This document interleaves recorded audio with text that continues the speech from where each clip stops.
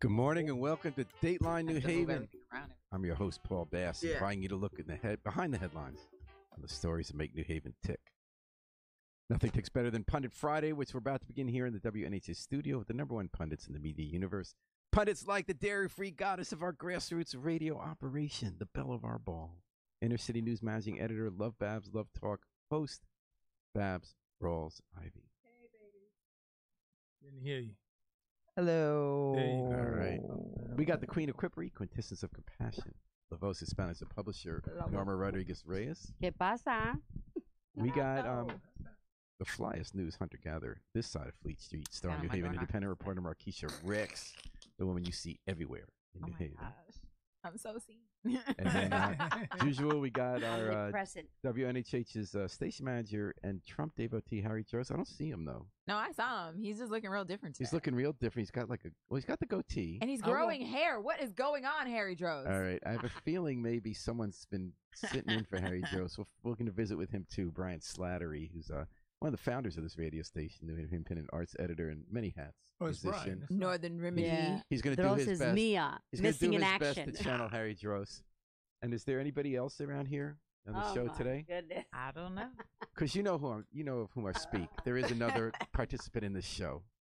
Now, some people The know groaning him. Babs. Who would that be? Some people know him as the preordained pastor and prophet of paradise, our DJ That of one's deliverance, the filial force of fortuitous fomentation, Okay. the ouster of obstinance and ostentation, the savior of civility, the hurricane of heavenly homily, cannabis All of commerce, those are new. the bright light in the Yes. New Haven light, Yeah. the straight shooter from Bermuda, mystical and metaphorical man on the money, tackler of tempestuous and titan of temperance, I think Paul got a banisher of little bilious rapper in him. bullies, I wanna prince of do that pleasantries and someday. punctuality, the sorcerer of scientific solution, blessed beatboxer of banksters and bacchanalians, Yeah. the righteous reaper of restitution, the griot of the grassy Oh, my knoll, Lord. the distinguished duke of diplomacy and détente, the bodhisattva of battle rap, Love the it. missionary of modesty, the mesmerizer of the masses, the right reverend of rapture, and never late This for is supper. longer than the congressional vote. Joe Ugly of the Joe Ugly Show Indeed in the it is. morning. Welcome, Joe Ugly. Indeed. Thank you, sir. Thank you. Thank you. Thank Indeed you. it is. How do you like your new names? I love them. It was like 5 new names in there, wasn't it? I was on a roll I last know it night. wasn't crazy. Way to go. I was Way to go. waiting. Like those first 5 Look at all were those new. You know who else is personalities on he a has. roll? You know who's on a roll? Who's on Yeah. the roll? Like civil. Judge Brett Kavanaugh. Oh, Mm. God. It looks like I hope barring- somebody rolls him down a hill. I mean, even a somewhere. former U.S. Ugh. Supreme Court justice spoke out today and said he doesn't have the temperament to be a They judge. they don't But care. and that's never happened before. Clearly Jeff, don't care. They He's- don't he's listen. rolling Thurgood in. Marshall could come from the grave.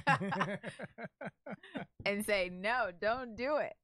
So And they the will question is, he might be on a roll. Who's going to be on a roll in November? How's this going to play out? Now, there's been a shift last couple of days when the woman accusing him of the first woman of sexually assaulting Blasey Ford, when she first testified, the Republican position and Trump's position was she was good, so let's just praise her and say two people remember differently. Something did happen to her. She's just mistaken. And then something changed, a pivot this week. Republican, because people were worried it was going to hurt the Republicans. Trump led it. He said, no, we're coming out swinging now. And he started belittling her. The kind of thing that would make any woman who's ever experienced sexual assault, known someone who has, i.e. every woman in the United States, make you ballistic. You can't say things like that. It's so inhumane. It's cruel. It's ignorant. And yet they've made a calculation now. This is going to help them in November. The latest reports is Republican strategists, including Christian Republican strategists, they're doubling down and saying, let's run on Kavanaugh. Let's divide that. Let's further Or divide let's that. tap wedge. into We're the gonna angry white win. male. They think we're going to win the Senate that way. Meanwhile, Mm. women are saying on the Democratic side especially, let's also run on this today. I'm going to be cutting off the show a little bit early. There's a demonstration downtown New Haven, as there are all over the country, of Democratic women saying, okay, they've thrown the gauntlet. This is what they put on the Supreme Court. This is what our Trump administration and their appointed Supreme Court think about us and the future of our country. And they're gambling. I'm that sorry, this is gonna 53% of white redound. women voted for I'm Donald sorry. Trump. So I'm what, not. what women are gathering? White women who didn't Quay come white? out to support the other white woman that was running against this clown we I don't have in know. the White Mercy House. Quay is organizing this. I do not Mhm. believe she's white, but I believe So there'll be other again, white black women women there. doing heavy Again, lifting. black Okay. women And white women. rescuing the world. So how's this going to redound?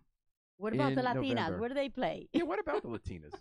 Because y'all couldn't even get the one Latina you had on the ballot No, elected. let's not even go there, okay? We You had brought no it up. help. But They you wanted brought it us up. to- You brought it They up. wanted us to do all the lifting All all by right, ourselves. some other And Norma, Latinos. is Because there this any was alternative? considered a very serious All I'm gonna say is black women supported quiet Eva. primary, So- purposely.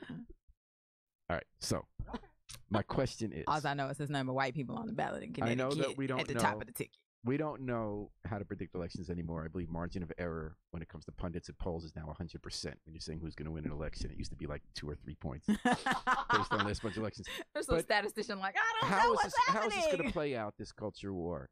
The Kavanaugh. It looks like he's in. But what's this going to mean November? Will there be a revolt with control of the House, not the Senate, but control of the House, go to Democrats? Will the country push back? Will all this women organizing energy we've seen since Donald Trump's election with a record number of women running for office, will, in Connecticut, Record number In of black Connecticut? women running for office across the country. In Texas, there are 17 black women running for judges. they're going to win? Yes, All they right. probably will win. Stacey Abrams for Georgia, the first black woman to become the first black woman governor. White in the country. women need to get Johanna information. Haynes in Connecticut. So- Everybody's excited about Johanna because we need a shining And I hope want to in get Connecticut. I want to get to Johanna, but ask. I'm still not hearing from anybody about what you think is going to happen. Maybe we don't know. I mean, how's this going to play? Because both sides now believe that they're going to have an advantage in the next election, which is a crucial election. All ours, Rosa Laura says, but this is really one. You know, for the future of our country in this midterm election in November. How will this Kavanaugh vote coming so soon before the election play out? Well, the way Who's we're looking right? at it right now, I think it all depends. I think Pop- that it is my humble opinion, but I think that blue wave that they were talking about, if Kavanaugh said, it's going to be a blue tsunami. And there's a group that is not being polled, and that group is very active, and that's young people, especially young female, period.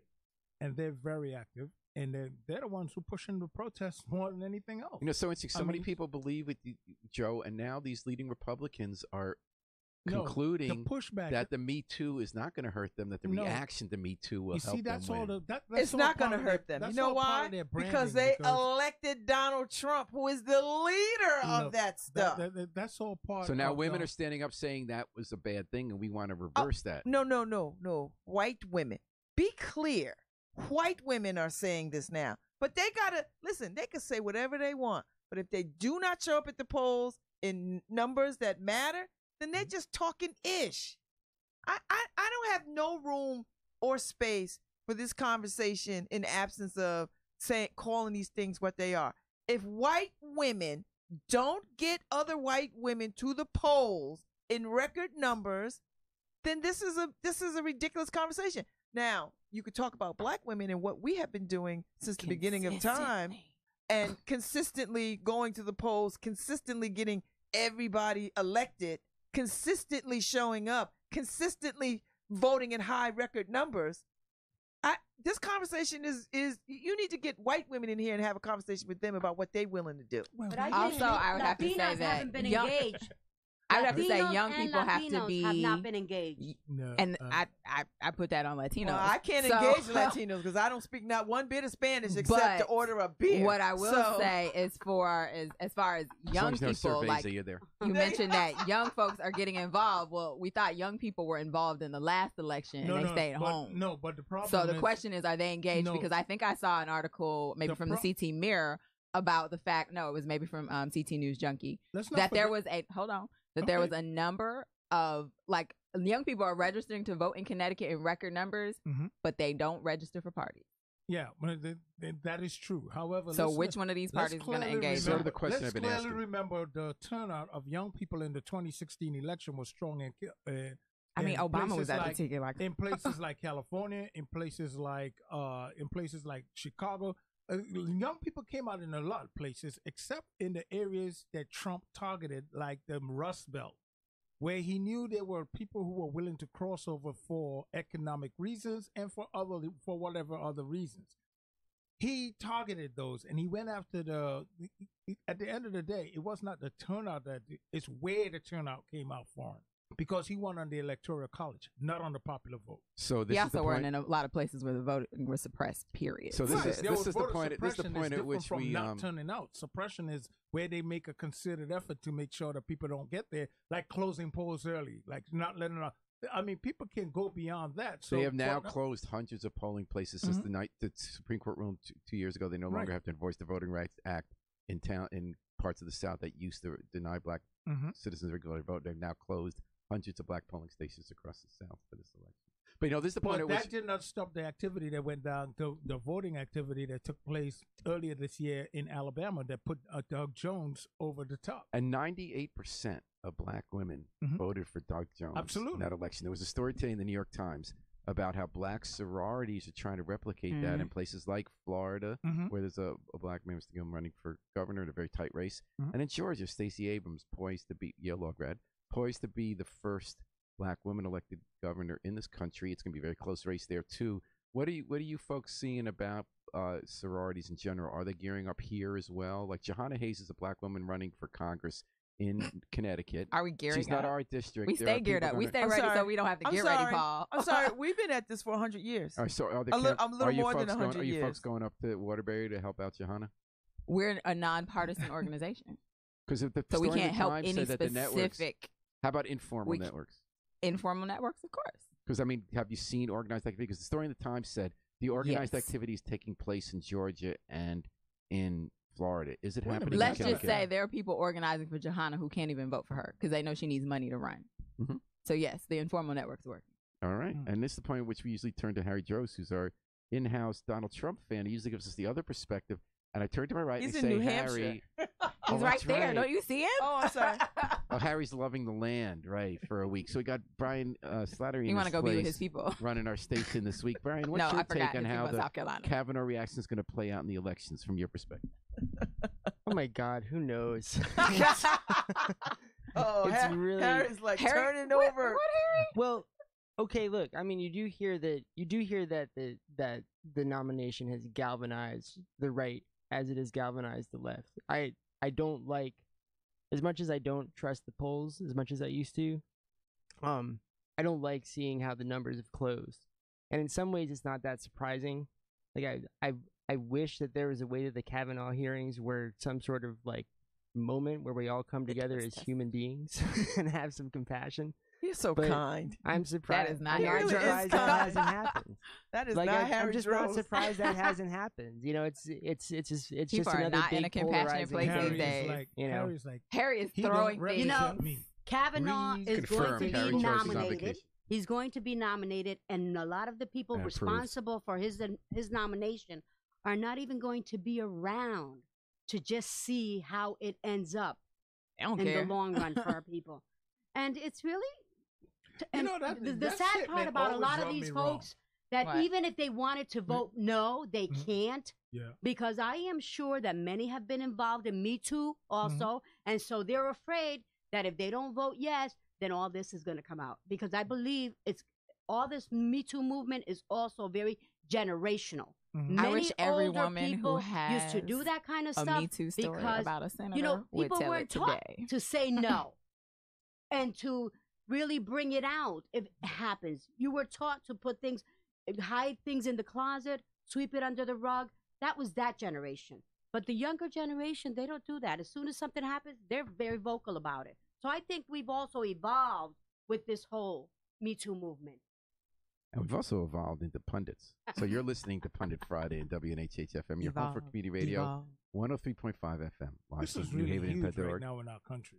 This is what a defining moment right now. It is a defining moment. Every time I think about it, it's just like, you know what? This is something that you're gonna have to answer to your kids and grandkids. What did you do? Those questions, you know, it may not be a challenging question to be answered, but you will have to tell them. And you gotta either tell them that you did nothing or spark up your lies. And that's how I felt at the height of the HIV/AIDS Exactly. epidemic. You know, you are so You know, right. that you had to sort of make a decision about how you were going to move Correct. forward and what you were willing to do to beat back You know, that's ignorance interesting. And Babs, I We're know right there. Babs Yeah. worked early with the New Haven efforts that were at the front lines of HIV Yeah. AIDS 30 Yep. years ago. So AIDS Project New Haven, first organization came out of that. Mhm. They're having a big event this weekend where they say they're going to redouble their efforts and update their strategy Good. for how to deal with the HIV AIDS epidemic. Any thoughts on what the challenge is now compared to when you were working in the trenches, Babs? I mean, I think it's the same. I think, you know what, you've got to educate the black and brown communities. I mean, there's still this miseducation around who is getting HIV, and that it's still being a gay white man's disease. It is not. True. It is black and brown, and it is increasingly becoming black and brown, older in its reach. And so we have to recommit to these conversations about safer sex practices, drug use, and the foundational things that got us educated the first time around. We got to come back to those same grassroots efforts. Churches having these conversations, organizations having these conversations, intimate spaces having these conversations, because we're starting to see more people die. All right. Someone who died this week after a good long life and making a big difference was someone, Joe, we all kind of knew, and except for you, I guess. Hank Parker. He was 90 years old. Good long life. The guy he came to New Haven in the 60s, emerged as a black leader in the community, he was able to navigate both sides of the street and really broker peace and negotiation when tensions got high. And he went on to run for mayor a couple times. Got his office firebombed. Remember that? The new politics corner? When he got his office firebombed when he ran for office. Mayor. Which one? I don't know. Might have been in the Treasurer? 60s, When he probably. ran Yeah, when he was in like the 60s, the late 60s. yeah. The late And then he 60s. ran In the again in the late 60s he ran. 70s, which I want to get Right. back to for a minute about a famous story to see what people think really happened. But in any case, Hank went on to become the state treasurer, African-American man, became a national leader, and he let's talk about this with Mayor Hart. He came out of the civil rights movement. He was a teacher, community organizer, and he pivoted to seeing the fight going to the suites from the streets and thought that a big need for change was to make economic and investment opportunities open in the minority community. Became a leader nationally in harnessing the power of state investments and state funds to help entrepreneurs and others in the black community get an economic foothold.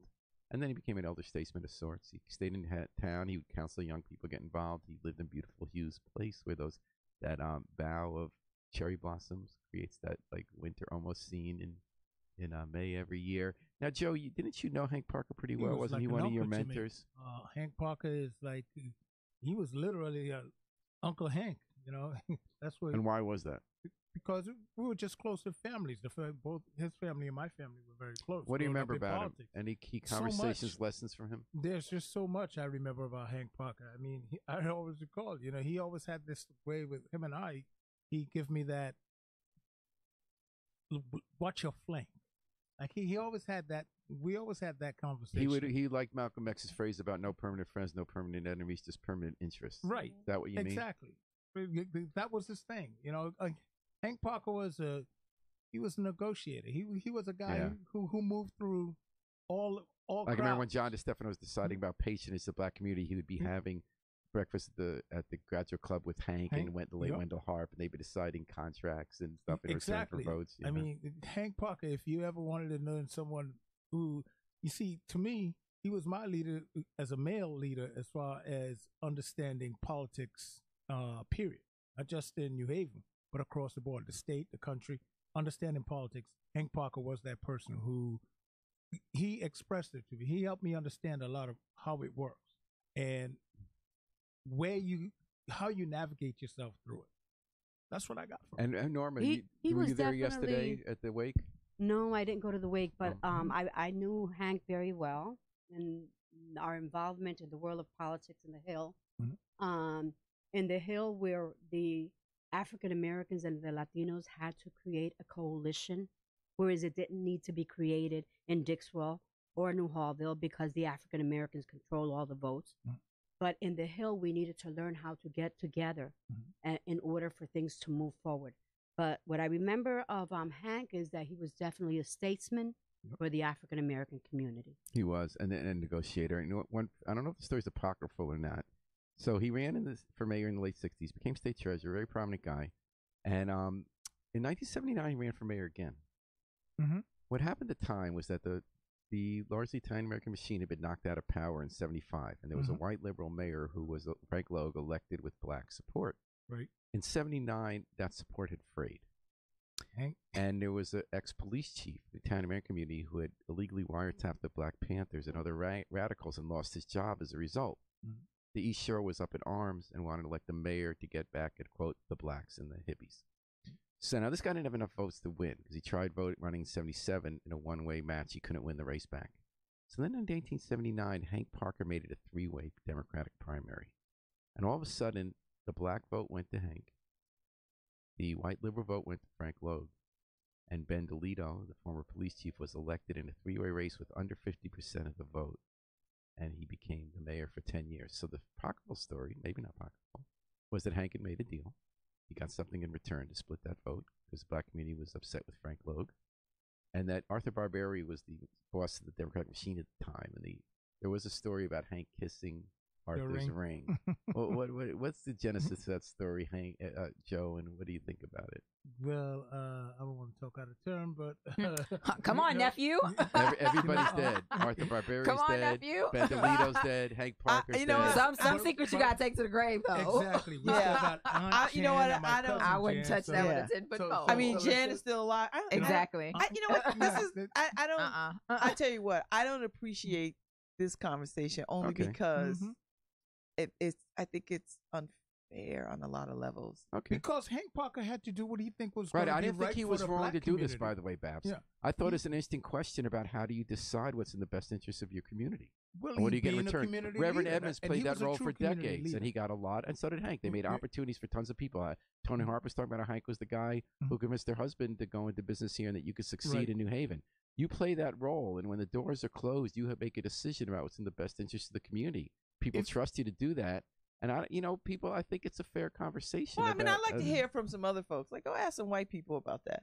I have. That's what I'm bringing here. I mean, just the ones who are still alive, who, I think that. This is a conversation we could have asked Hank Parker 20 years ago. We didn't. So I don't think we should be asking it now.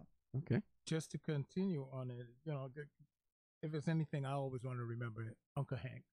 And as I said, the guy who explained politics based on that election, by the way. That was my training ground. 1979. That was quite an election. Absolutely. I mean, Bill Jones was the city clerk candidate, right? Mm-hmm.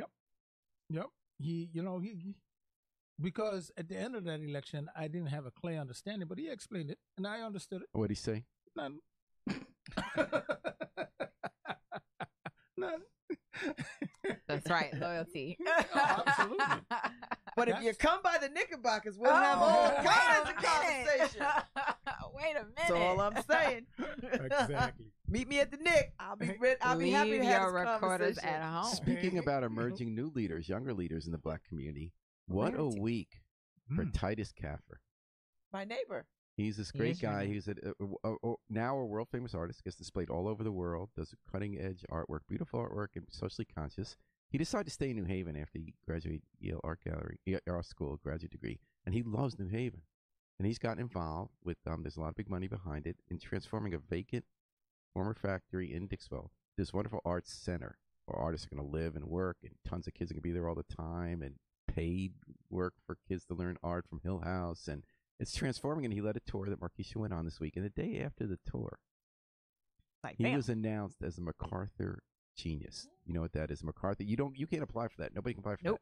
They go around the world and say 25 people this year are just fascinating, who are making a big difference in the world, and they just give them $525,000 over 5 years. 620 to spend however they want.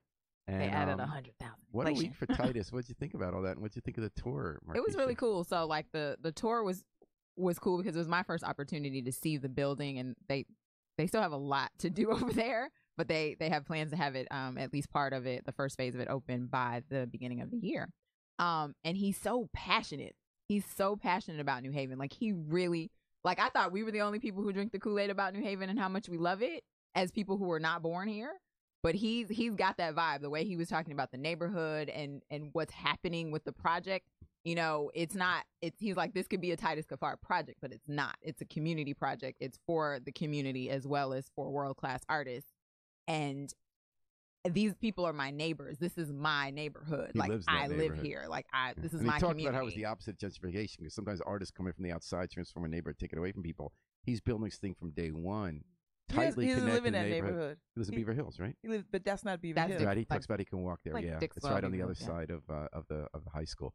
But you know that he's dealing the neighborhood in from the beginning, and young people in, and lower income people in. So it's not a gentrification project. It's building something for and with You might New want to Haven. have a conversation with some of the neighbors who might not Oh yeah, be what do they think? 100% thrilled with this. Well, it's the elderly place across the Uh, street, which is the Prescott Bush Apartments. Mhm. And what, But there are homeowners over there too. and what There are are you hearing? homeowners And there are over there. homeowners who are not as equally thrilled about what is Okay, that's happening, interesting. So and the what are they saying? relationship at the beginning of when this project started, and the lack of getting on one mind about this. I mean, I got a couple Oh. of emails over the last days about, well, this, that, and the other thing. So, And what do you think? What's your- I could actually, I I'm could interested in this. see I how heard it about could be this. an issue because I haven't heard it personally. But like there are homeowners right behind where the residents are going to Yeah. go. And if you look at the modernness of the Well, the there was back this- part well, side I- of the development, like I could see from what I that. gather from the emails that I got overnight, Uh-oh. in deference to Markeisha's story, Not in and my they were backyard. like, no, it wasn't even that. It was, I guess, there was a push to sort of try to get those folks out of their properties Oh, they wanted so to take that they over their could houses. so that they could expand or do whatever. And there was some Ooh. pushback I wish from. these people had contacted me. I wrote Right. about this. I know. I And then wrote they had- about I it. mean, I got the emails this morning at some ridiculous Doggone it, hour. send me and an I was like, email. So Babs, I'll send them. I'll Babs, send you did the they end people up who taking over the properties? Ooh. Huh? Did Well, they end up taking over the no, properties? they They're- didn't. But they're interested in buying other properties in the neighborhood. Yeah, So, but not the it ones could that be are coming. direct, because it's on that street, like on that. They're so close street. together like that. What is that, County Street? Yep. That's like, county. because County and county, Henry. because then the park gets in the way, and then Yeah. county goes Yeah. County and into Henry. Beaver Hill. Yeah. Which, so there were a couple of neighbors who were not feeling Ooh. that felt They like feel gentrified. it was gangster, Wow. like it was literally Wow. gangster the well, way that's deep. that Send me he these emails. came. I will send you the text. That the way he came at them and how they had to fight, and they are still in a fight. Ooh, we should write about this, Ooh. Markeisha. Absolutely. So as much as I'm a fan, I am a You're fan. like, but I'm also a fan of Wait my till he gets community. But- money but first, okay? I'm a fan. He's I'm a getting fan. money. so, I'm a fan of Titus. I think he's a talent. But just like anything, there's two sides Tension. to a, Exactly. and I don't have to choose. I don't have to choose Titus over a community. No. We can choose them both, or we can get to a happy medium. Like I don't have to make a choice. I like him. I like them, and I want everybody to be I want the community cannot exist, if based on just him saying this is what I want to do. Other people have to have buy-in, and we this is a good thing about New Haven. We love that. We love for people to get together and say, let's duke it out a little bit. Let's come to a happy medium. Like How New we Haven thrive. is, We're a democracy. yeah, New Haven is very good about that kind of thing. So I'm hoping that feelings can be assuaged all the way around. But I will send you this text. Thanks for Please that. send Thanks it. for that info. Please Wow. send it. Wow. What's your take on it, Markeisha, in general? Oh, that's fascinating. But I think it's an interesting so Titus is a big fan of Eric Clemens, and we all like Eric. We think he's a great dude. He runs And Concat. I wrote a story about him pitching New Hallville on some things because he's very interested in seeing that community thrive, and Dixwell as well in particular ways. And I could feel some tension a little bit from some of the people who were asking questions in that room because, here you have someone who is successful, who has money, who looks like them, but also isn't from the neighborhood. Not for real. And New Haveners are really, my sense, I've been here for about 4 years now. And my sense is that when you are not from New Haven, when you're not born here, that's kind of a right. strike against 40 you. years is not enough. Exactly. It's not enough. You can have babies here, you get married, you can near die here, and it's still not enough. You'll never be from New Haven for real. And so you'll never know the interests of New Haveners the way someone who's I was born here, I started my business here, I've lived here all my life, whatever. And even though I hear what you're saying and I think you're a good dude, I'm still not quite trusting you for whatever reason. And that's his thing, because there is money behind Titus and there's money behind Eric Clemens. Absolutely. And we just And I found like out them about that. both. Like I mean, them I both. love I Eric love them Clemens. both. They're great people. He's fan. doing a great job. Sure. at I want Concat. somebody to be thinking about developing Dixwell community, because I think Dixwell can rival that of Upper College Street and the Ninth Square. Right, And there is a second thing quietly this week. And State Street. Eric's Concat, which is they train the people and become phlebotomists through the arts program. They just purchased the old Seat Town at Dixwell Plaza, and they got a lot of money behind that to do some kind of TV type. Oh, I project. know. I met with them about this and having that conversation about some kind of communication And is it hub. happening? I think. Listen, met with him, Eric too. Clemens has got a lot of He doesn't- energy. Yeah. They talk about some people used to be at CBS News and doing a thing where the community comes in on But like live that's TV. not the only thing. Like that's a very small Yeah. part of It's the the main whole thing thing. to Like be that. the whole, like I think it's more of transforming that plaza into something that's But thriving. what are they going to do in that building? It's more than just that little inn though that you're And- talking and- about. It's the And they're looking trying at to the get whole all the plaza, but everything in that plaza is like individually owned. individually It's a owned co-op. condominium Yeah. or Yeah. Or co-op. condo, Yeah. And so it's very difficult to unravel legally who is the Who owner owns what? and who owns what, where, and when, and how. So it's But they been do now have this old Seatown building. That's a big building at the end there. And that, I was told, because I was in a meeting too, specifically that one building, Concat, has gotten money with some TV Yeah. people. Yeah, yeah, that's do that. it- It's to That gonna do what be a you're media talking about is center. a thing, but like Yeah. what we're saying to you is You'll They have see- a broader it's not vision. just about Yeah, that you'll thing. see But I'm me wondering, over there. but what is the plan for that building as you understand it? Because they haven't been. Just what you A just explained, communication some kind hub. of communication a hub, yeah. communication hub that looks Cafe like a and- cafe, a communication hub that looks like Rockefeller Center with media program media with windows and people can look in and participatory interaction, media, radio, television, all that kind of thing. So that's how I understand it. Yeah. But They've been negotiating a while. Now they got the but building. let me say this, Paul. The reason why New Haveners are so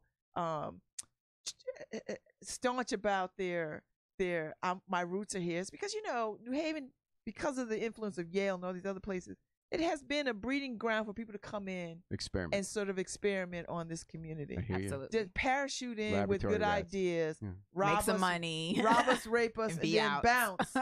And then time after time. And some of it has been really good for the city. Some of it has been amazing, the intellectual capital that has parachuted in. But a lot of it has been detrimental, Yeah. And so and that's at what why point is people it not feel. a parachute? Like when does Titus become a New Havener? Never. I think No he matter how much becomes he a New claims it. Havener as he becomes a New Havener. Like as long as he's in, he lives here, his children are here, so he becomes a New Havener as He long plans as to send his kids. To I mean, is it school. 20 Yeah. years you become a New Havener, or is it just never? Paul's if like, you're because not I'm born there? I'm still I'm at waiting. 40, I'm waiting yeah. for my I've been official New 40 Haven years, Listen, yeah. tickets. hey, My hey. children, his children were born here. Hey, Paul, we'll let you know. Okay. Your application is pending. Okay. Look, Now- I'm waitlisted. I don't know what to tell y'all. I definitely haven't been here long enough. I'm waitlisted. People love me all right, but they be like, but yeah, she not from here. Well, I gotta say, seeing that today is 44 years I'm in this country in New Haven, always New Haven. I consider myself a New Havener. You can't take that away from me. I'm not waiting for the certificate.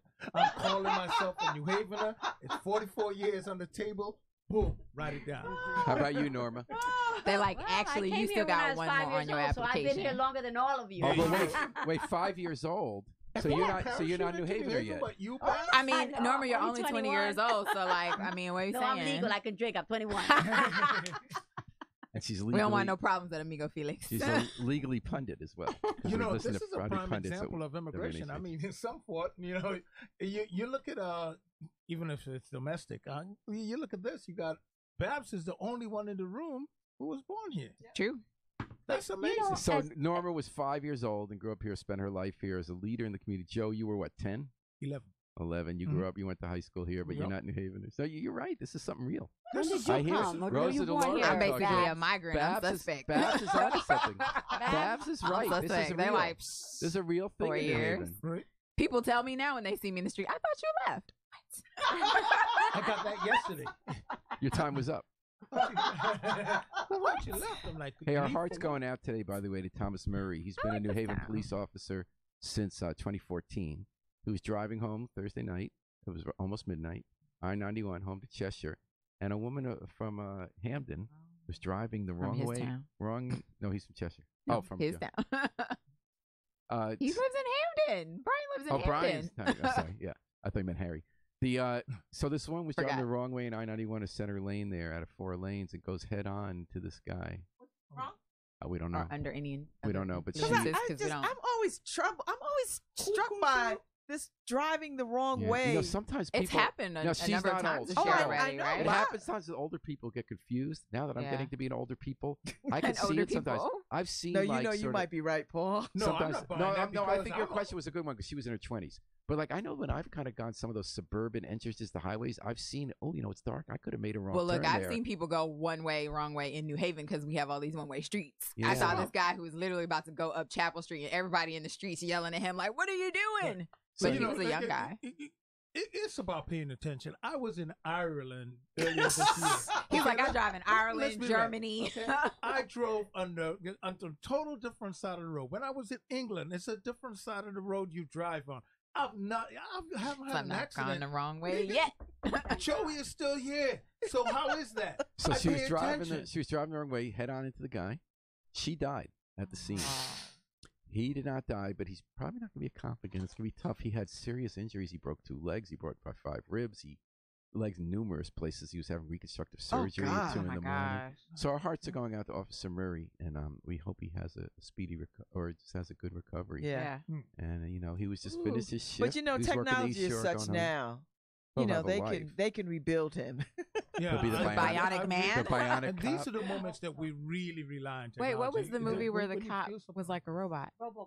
RoboCop. RoboCop. Oh, $6 million man.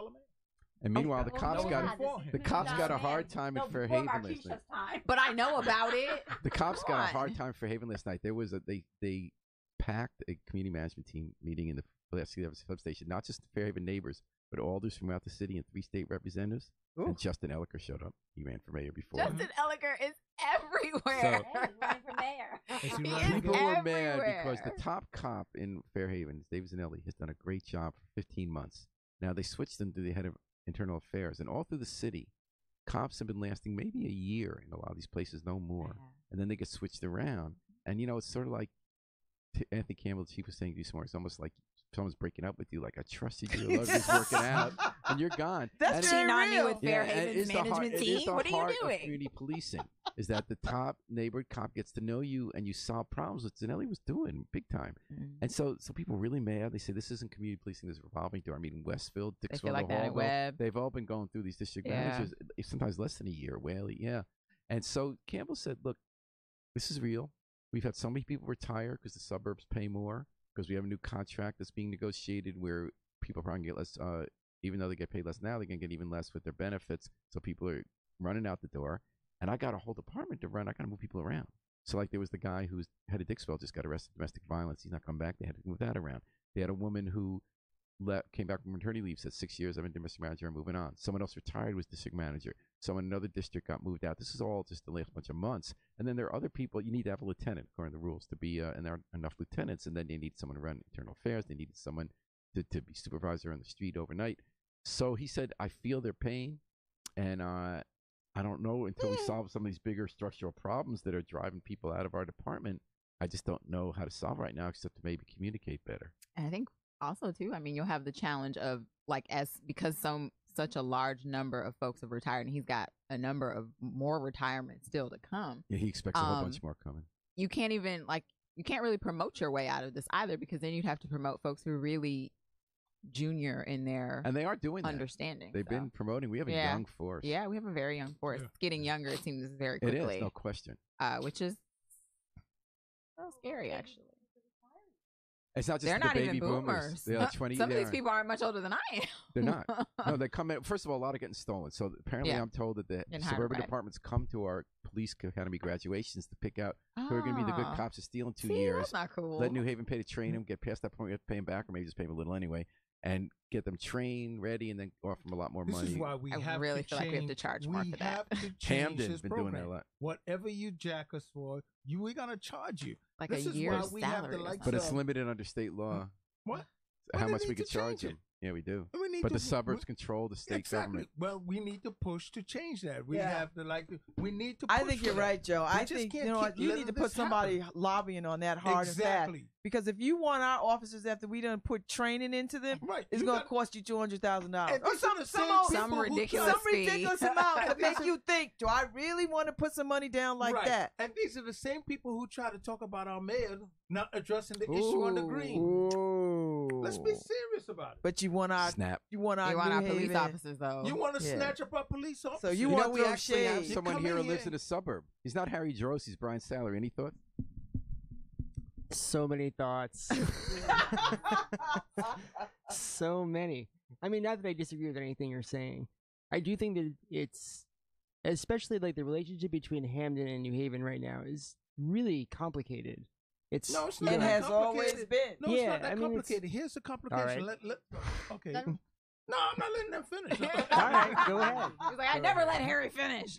Yeah. Go ahead. No, it is complicated. I mean, because there's I've been a way quiet over that here all show. like there's a way that like we've been talking about around the office that it's sort of the best of times, worst of times for New Haven. Like in some ways, it's it's more expensive than ever to live here, and it's also harder than ever if you don't have any money. And Hamden is getting sort of like the shockwaves from that, and things are sort of mixing around in there in ways that people in the town don't really understand. It's really interesting to see. Like what you see in Hamden is that there are people who think of it as a rapidly urbanizing place, and there are people who think of it, and those two people have very different ideas for what that town should be. Mm.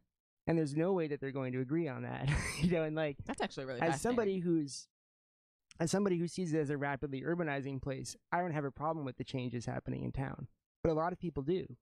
And that conversation is getting worked out in every possible way. It's about schools, it's about traffic, it's about taxes, it's about And that's been the gets to conversation own since it. I've known Thank Hampton. you. yeah. I mean, that has always been Right. the conversation that right. They that coming. fine line They between coming. the encroaching of New Yeah. Haven Yeah. people into Hamden because of a Right. better Right. school system, housing stock, a better, all these things. Mhm. Quality of life a things. quality of life, a suburban existence without having to go very far to You still get get all the that. Though benefits of an I think urban the change, environment without though, actually I living think in the it. change Yes. though is that But also we have 2,000 African Americans that have moved into Yes. Hamden, and they're So the- usually your middle class that are Yes. What's moving this over got to there. do with the police department It stealing has a from lot us? to do because No. they're taking all of our good people. No, Okay? but if they taking people It's out, much more what than is good 2,000 people? to two people, Norma, unless you're thinking recently. No, but Hamden, I even think the school system now is approaching half African American. And Right. you have two Hamdens, southern, northern.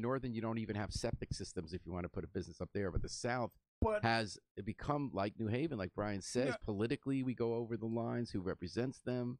Mm. The But tax does problem. that give the We but need does that give the police regionalization. department the right to say, hey, you know what? You train them, and we're gonna steal them. what But what No. if we had like a okay, me being like, what if we had like a shared agreement with Hamden for policing, which would probably save both of our towns money? so what would be interesting about that? and what would be Lots of stuff, I'm interesting sure. about Like we that need is a whole that- regional approach. So the idea of like Hamden as a suburb is interesting because I think that like that question of what a suburb is increasingly a weird fit for that town Mhm. because there are people who think of it as essentially rural. They think of it as less than suburban. Like they think I live on a farm. And then there Yeah. are the people who live like closer to the border who think of themselves as living in like a place that is becoming a city. And Yeah. those two, so that idea of city versus suburb is getting like kind of blurry, and people really don't know what to do with that. Like Well, why the don't- question of sharing the police force. Again, this is a question that the people who think of it as urbanizing would say that sounds That's, like, a good that sounds idea. great. The And the people people are who like, think I of live in the themselves living on country. a farm would be like, why would we I want to do that? I will tell you that Andrea Jackson Brooks and I, this is how we got our award from the community from the Chamber of Commerce. That we broached this idea and started having conversations with surrounding towns of New Haven. This is how we got our award. We had this conversation with Hamden, West Haven, and not Not East East Haven. North Haven. Nobody. Maybe votes for North. Somebody. We had a conversation with these terrible. towns saying we should think about shared destiny. me. Mhm. This is how long I've been Ned talking Talking about about shared that. Ned destiny. Lamont's been talking about that. And in we his talked about it campaign. around police, fire, and 911 and yeah. services. and schools. Maybe. Mm. You know what? Maybe would there should work. also be So like that was shared. 20 years ago. And maybe maybe it should be Ooh, shared feel old. reporting. Maybe like the independents should pay more attention to New Haven. to New New Haven. To The Hamden. New Hampton. Well, they want you. New Hamden. Well, I want to just thank everybody for another great session of Pundit Friday. Thanks for Hamden joining does us, have everyone. a- Thanks to the best pundits in the business. Babs Rolls Ivy, Marquisha Ricks, Noah Rodriguez Reyes, Mr. Joe Ugly of the many, many names, and Brian Slattery, who's done a great Mr. job. 44. Let's remember. It's that. been a 44. pleasure hanging with you all week. Yeah. Pat Brian done a great job filling in for Harry. We miss you, Harry, but we really love hanging Harry's with like, I'm gonna be Brian. back on fire. Right.